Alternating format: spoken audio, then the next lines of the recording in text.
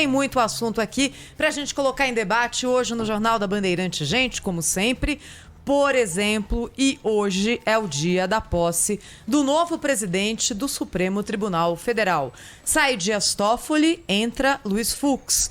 Toffoli, egresso da advocacia, indicado por Lula ao Supremo. Luiz Fux, egresso de uma longa carreira no Judiciário, veio do STJ antes do Supremo, indicado por Dilma ao Supremo Tribunal Federal.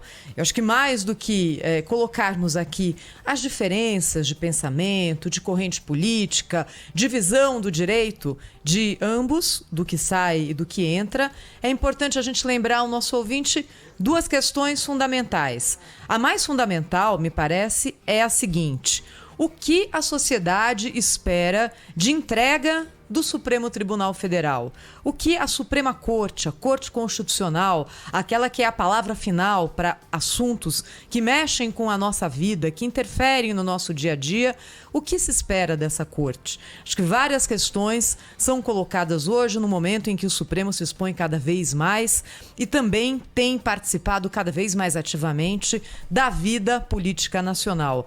Uma delas é o poder que o presidente do Supremo tem para colocar assuntos em pauta e para engavetar outros assuntos. Esse é um poder fundamental. Qual é o fundamento? Qual é o interesse? Qual é a justificativa para que determinados assuntos corram rápido e para que outros sejam engavetados? A mesma pergunta que a gente faz, por exemplo, em relação a presidentes da Câmara Federal. Por que algumas coisas andam e outras não? Nos últimos tempos também nós vimos muitas decisões do Supremo sendo tomadas de forma monocrática e às vezes até com um entendimento difícil da sociedade. Falar, mas por que esse juiz está decidindo isso? Por que esse ministro está tomando essa decisão? E aí depois, quando a decisão vai para uma das turmas ou para o pleno do tribunal, o caminho é outro. Então, a pergunta fundamental é: o que se espera do Supremo? Eu gostaria que o Supremo fosse um tribunal eminentemente constitucional e que tivesse menos ali, fosse menos chamado a deliberar sobre assuntos que poderiam parar bem antes no nosso sistema judiciário. Também gostaria que os ministros, de forma geral, e não aí só o presidente, Luiz Fux é bem contido, digamos, né? É uma pessoa que se expõe pouco. Dias Toffoli também se expôs pouco, um pouco mais talvez. Mas que, de forma geral, os ministros sentissem o peso da cadeira que cada um deles ocupa e que pensassem 2, 3, 4, 5, 10 vezes antes de declarações que podem ser feitas por pessoas comuns, mas que na boca de um ministro do Supremo, pelo peso do cargo, ganham outros contornos. É para a gente observar o que acontece a partir de agora. Haverá, sem dúvida, uma mudança de estilo no mais importante tribunal do país. Cláudio Humberto, direto de Brasília, está esperando o quê do já presidente Luiz Fux? Cláudio, bom dia. Bom dia, Thaís Freitas, muito bom dia, Pedro Campos, bom dia, São Paulo. Bom dia. Olha, a gente espera do ministro Luiz Fux uma atitude mais comprometida, digamos assim, com a pauta de julgamento. Eu acho que a grande mudança do Supremo será essa atitude do presidente, né, de priorizar o julgamento em si, né, e não a questão política. Ele manterá um relacionamento com os demais poderes muito cerimonioso, como definiu aqui, previu aqui em entrevista ao Jornal Gente o ministro Marco Aurélio, né, que é um dos mais experientes do Supremo, assumirá a partir de 1º de novembro, com a aposentadoria de Celso de Mello, a condição de decano do Supremo Tribunal Federal. E ele definiu bem isso, né? O ministro Luiz Fux, ele chegou ao Supremo Tribunal Federal no auge de uma carreira na magistratura. Ele foi, enfim, galgando posições, chegou a ministro do Superior Tribunal de Justiça e finalmente ao Supremo Tribunal Federal. Não tem sido muito frequente a nomeação de magistrados para o Supremo. Os caras chegam lá sem nunca ter julgado coisa nenhuma, sem nunca ter sido Dias Toffoli, por exemplo, que deixa hoje a presidência do Supremo, nunca apitou jogo de futebol, né? Nunca foi juiz nem de futebol, de pelada, e acabou sendo ministro do Supremo Tribunal Federal. Não que não tenha cumprido corretamente as suas obrigações e o fez. Cometeu erros, como todos cometem, mas ele tem sido um ministro de atuação bastante elogiada, né? O que a gente assistiu ontem nas despedidas do ministro foi, na verdade, mais um lance do esforço que a dupla Alcolumbre Rodrigo Maia está fazendo para viabilizar a própria reeleição do que propriamente uma homenagem ao presidente que está deixando o cargo no Supremo Tribunal Federal. A bajulação sem limites, né, de Alcolumbre e de Rodrigo Maia em seus discursos, na verdade aquilo ali é um gesto político, incluindo enfim, a condecoração que levaram ao presidente do Supremo, etc. É um gesto político ali para tentar, de alguma maneira, digamos assim, a cumplicidade do Supremo nessa questão da reeleição que é proibida na Constituição, na mesma legislatura, dos presidentes da Câmara e do Senado. Então, assim, o Supremo, na época de Dias Toffoli, ele se prestou a isso, né, o jogo político, até pelas próprias características do Toffoli. Ele é um especialista em fazer intriga do bem. Ele liga para um que está com raiva, ele liga para o outro e aproxima. Ele é um ótimo, como é que eu diria? Eu não vou dizer profissional, mas ele age como se fosse um profissional de relacionamento. É alguém muito simpático, que se dá com todo mundo, etc. E por conta disso acabou assumindo um comportamento mais político na condução dos negócios, das atividades do Supremo Tribunal Federal, inclusive carregando de significado político a própria pauta. E esse é o grande trunfo do presidente do Supremo. Ele é o dono da pauta, ele é que decide o que vai ou não ser votado, julgado e votado. Verdade, Cláudio Humberto. Olha, o Supremo Tribunal Federal hoje, claro, né, vai ter uma cerimônia diferente daquela cerimônia que a gente costuma acompanhar. É um momento de consagração, a gente tem que levar em conta que é o mais alto posto do Poder Judiciário, almejado por muitos integrantes de tribunais, muitos advogados que depois se tornam ministros, promotores de justiça, delegados de polícia e outras carreiras ligadas ao mundo do judiciário. Acho que seria impossível há alguns anos a gente imaginar que um ministro, faixa vermelha e branca em jiu-jitsu, guitarrista. Quem é esse, Pedro? Esse ministro Luiz Fux Você poderia chegar à presidência do Supremo Tribunal Federal, né? Com toda a pompa que o cargo exige, né? Hoje em dia a gente tem, claro, uma flexibilização. Os ministros eles estão mais acessíveis e costumam até compartilhar os seus hobbies, né, Cláudio Humberto, aí nas redes sociais. Não é assim, Cláudio? Exatamente, aqui tem isso, né? E quando as pessoas... É preciso também, né, Pedro, a gente chamar atenção para o fato de que a chegada do Luiz Fux muda a atitude do presidente, da presidência do Supremo Tribunal Federal. Mas o Supremo dificilmente vai mudar, né? Porque, afinal de contas, ali são 11 instituições, né? Cada uma tirando para um lado, né? Esse é o ponto aí que seria o fim do meu raciocínio. Até porque, Cláudio, tá saindo um garantista e tá entrando um legalista no Supremo Tribunal Federal. O ministro Dias Toffoli tá deixando a corte, ele é um garantista convicto, né? Tem no histórico de decisões essa posição, ou seja, punições mínimas, um Estado que deve olhar, né, para essa área social na hora de aplicar a punição aos seus culpados. E está entrando um legalista, aquele que quer exatamente a letrinha da lei ali sendo cumprida, né? Não há margem para muita interpretação. Ou está no papel ou não está, se bem que muitas das coisas que estão na nossa Constituição Federal são passíveis aí de discussões e a gente tem acompanhado isso principalmente no passado recente. O mais importante, né, é que o ministro do Supremo Tribunal Federal saiba separar. Ele tem uma função política, ele tem uma função administrativa, por isso ele sai da primeira e da segunda turma para ficar apenas na presidência do tribunal. Ele comanda a pauta, comanda os julgamentos no plenário, mas não recebe mais processos para deliberar. O presidente do Supremo Tribunal Federal é o presidente de um dos poderes da República, o presidente do Poder Judiciário, né? No momento em que nós estamos mandando uma reforma administrativa, o Paulo Guedes ontem falou sobre isso, né? Muita gente torceu o nariz para a declaração do Paulo Guedes, que de alguma forma aí lambeu uma parte da elite do funcionalismo público na sua declaração, falando de salários.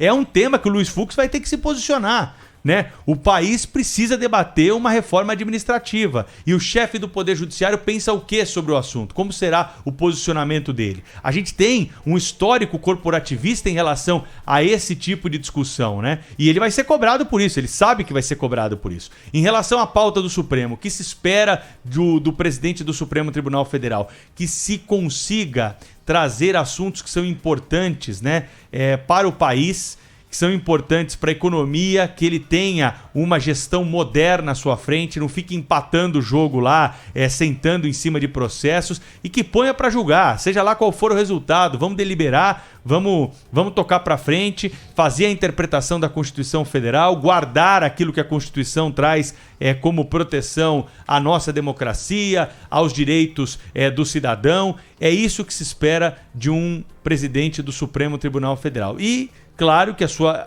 função política, né, esteja limitada ali à presença em cerimônias, a manifestações importantes e com limites, né? Porque não dá para alguém que está ocupando essa função querer se comparar ao chefe, por exemplo, de um dos outros poderes, até porque os outros poderes são eleitos pelo povo e no Poder Judiciário não é assim que funciona. Mas vai ter uma mudança, o Supremo Tribunal Federal vai mudar certamente, é isso que todos os especialistas e também alguns integrantes da corte, até ouvidos aqui nos últimos meses por nós no Jornal Gente da Rádio Bandeirantes, tem dito, né, Thaís? É verdade. O ministro Marco Aurélio Mello, que falou conosco essa semana, não é, Pedro? Falou, por exemplo, que acha que a reforma administrativa até agora é tímida. A gente tem que olhar para o histórico também, né? O ministro Marco Aurélio está no Supremo há 30 anos.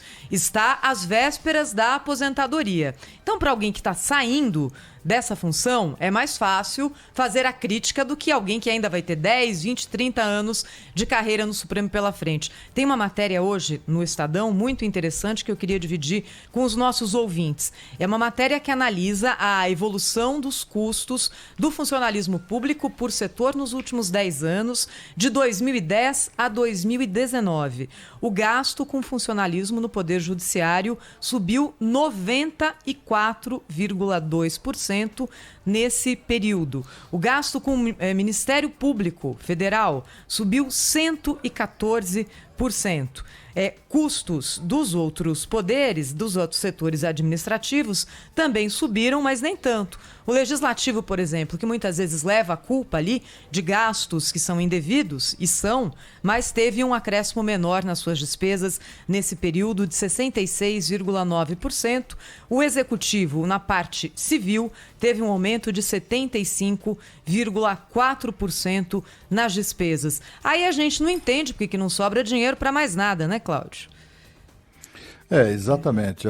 E a gente vê que também é o seguinte, se o Poder Legislativo fosse ou pretendesse aumentar ainda mais na mesma proporção os seus gastos, sobretudo com o pessoal, a gente estava no sal, né?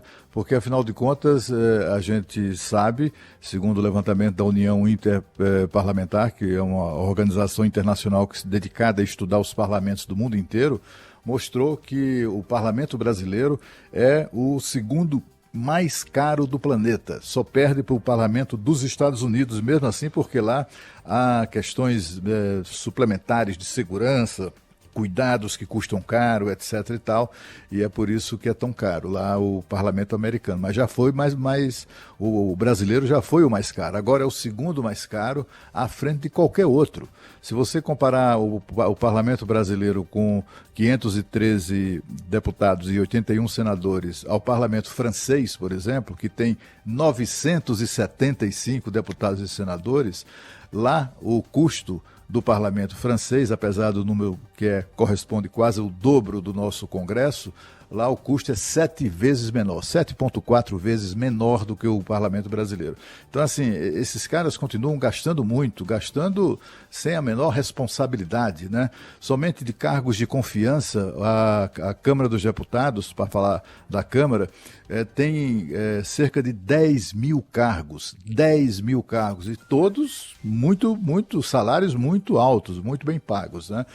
Afora aqueles que são do quadro permanente, aqueles que são concursados, etc. São 10 mil só de cargo de confiança, daqueles que o deputado ou a deputada nomeia e depois demite, nomeia de novo e tal, no fim do mandato perde o cargo, né?